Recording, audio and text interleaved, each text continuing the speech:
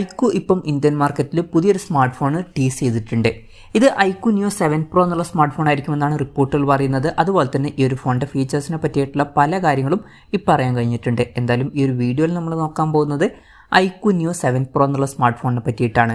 ആദ്യം നമ്മൾ ഫീച്ചേഴ്സും കാര്യങ്ങളൊക്കെ നോക്കുകയാണെന്നുണ്ടെങ്കിൽ ഡിസ്പ്ലേയുടെ കാര്യത്തിൽ Iqoo Neo 7 Proയിൽ 6.78 ഇഞ്ചിൻ്റെ ഫുൾ HD+ ഡിസ്പ്ലേ വരാനാണ് സാധ്യത. ഇതിൽ E5 amoled ഡിസ്പ്ലേ വന്നേക്കാം. പിന്നെ പഞ്ചോൾ ഡിസൈൻ ആയിരിക്കും ഇതിൽ വരിക. പഞ്ചോൾ വരിക ടോപ്പ് സെൻറ്റർ ഭാഗത്തായിട്ടായിരിക്കും. ഡിസ്പ്ലേയിൽ 120 Hz റിഫ്രഷ് റേറ്റ് ഒക്കെ സപ്പോർട്ട് ചെയ്യുന്നതായിരിക്കും. അതുപോലെ തന്നെ HDR10+ പോലുള്ള ഫീച്ചേഴ്സൊക്കെ വരുന്നതായിരിക്കും. പിന്നെ ഫ്ലാറ്റ് ആയിട്ടുള്ള ഡിസ്പ്ലേ ആയിരിക്കും ഇതിൽ വരിക. പിന്നെ ഡിസ്പ്ലേക്ക് വേണ്ടിയിട്ട് ഇതിൽ ഒരു Pro+ ഡിസ്പ്ലേ ചിപ്പൊക്കെ വന്നേക്കാം. പിന്നെ in display finger print sensor ഇതിൽ വരുന്നതായിരിക്കും. ഇനി പ്രോസസ്സറിൻ്റെ കാര്യം പറയുകയാണെന്നുണ്ടെങ്കിൽ സ്നാപ്ഡ്രാഗൺ 8+ Gen 1 എന്ന പ്രോസസ്സറായിരിക്കും ഈ ഫോണിൽ വരിക എന്നാണ് റിപ്പോർട്ടുകൾ പറയുന്നത്. ഇത് ഏറ്റവും ലേറ്റസ്റ്റ് ആയിട്ടുള്ള ഫ്ലാഗ്ഷിപ്പ് പ്രോസസ്സർ അല്ല, എന്നാലും തൊട്ട് മുമ്പുള്ള ഫ്ലാഗ്ഷിപ്പ് പ്രോസസ്സറാണ്. അപ്പം മികച്ച പെർഫോമൻസും കാര്യങ്ങളൊക്കെ ഇതിൽ വരേണ്ടതാണ്. പിന്നെ ഇതിൽ 5G സപ്പോർട്ടും കാര്യങ്ങളൊക്കെ വരുന്നതായിരിക്കും. LPDDR5 റാമും UFS 3.1 സ്റ്റോറേജ് ടൈപ്പൊക്കെ ഈ ഫോണിൽ വരുന്നതായിരിക്കും. പിന്നെ IR ബ്ലാസ്റ്റർ എന്നുള്ള ഫീച്ചർ ഈ ഫോണിൽ വരുന്നതായിരിക്കും. അപ്പം ഈ ഫോൺ റിമോട്ടൊക്കെ ആയിട്ട് യൂസ് ചെയ്യാൻ കഴിയേണ്ടതാണ്. പിന്നെ ഫോൺ വെട്ടം നീറ്റാതിരിക്കാൻ വേണ്ടിയിട്ട് വേപ്പർ ചേമ്പർ കൂളിംഗ് എന്നുള്ള ഫീച്ചർ ഇതിൽ വന്നേക്കാം. പിന്നെ സ്റ്റീരിയോ സ്പീക്കേഴ്സ് ഈ ഫോണിൽ വരുന്നതായിരിക്കും. ഹൈ റെസ് ഓഡിയോയുടെ സപ്പോർട്ടും കാര്യങ്ങളൊക്കെ വന്നേക്കാം. Android 13 ബേസ് ആയിട്ടുള്ള സോഫ്റ്റ്വെയർ ആയിരിക്കും ഈ ഫോണിൽ വരിക. ക്യാമറയുടെ കാര്യം പറയുകയാണെന്നുണ്ടെങ്കിൽ ഫോണിൻ്റെ പിന്നിൽ ട്രിപ്പിൾ ക്യാമറ സെറ്റപ്പ് വരാനാണ് സാധ്യത. ഇതിൽ 50 MP മെയിൻ ക്യാമറ സെൻസർ വന്നേക്കാം. ഇത് സാംസങ് GN5 സെൻസർ ആയിരിക്കും. പിന്നെ ഇതിൽ OS എന്നുള്ള ഫീച്ചറും സപ്പോർട്ട് ചെയ്തേക്കാം. പിന്നെ ഇതിൽ 8 MP അൾട്രാ വൈഡ് ആംഗിൾ ലെൻസും അതുപോലെ തന്നെ 2 MP മാക്രോ ലെൻസും വന്നേക്കാം.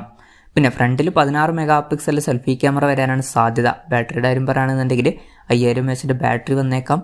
അതുപോലെ തന്നെ 120 വാട്ടിൻ്റെ ഫാസ്റ്റ് ചാർജിങ് സപ്പോർട്ടും ഇതിൽ വരുന്നതായിരിക്കും. വളരെ മികച്ചൊരു ചാർജിങ് സ്പീഡൊക്കെ ഈ ഫോണിൽ വരാൻ സാധ്യതയുണ്ട്.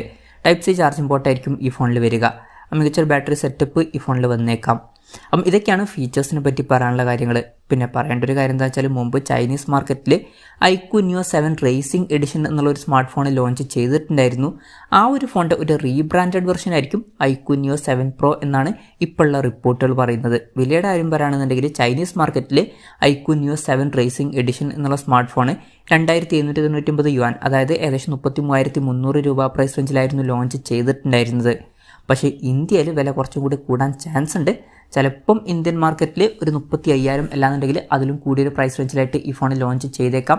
ഒരു 35,000 രൂപയുടെയും 40,000 രൂപയുടെയും ഇടയിൽ വരുന്ന ഒരു പ്രൈസ് റേഞ്ചിലാണ് ഈ ഫോൺ നമ്മൾ എക്സ്പെക്ട് ചെയ്യുന്നത്. കൺഫർമേഷൻസ് ഒന്നും വന്നിട്ടില്ല, ജസ്റ്റ് നമ്മുടെ എക്സ്പെക്റ്റേഷൻ പറഞ്ഞു എന്നേ ഉള്ളൂ.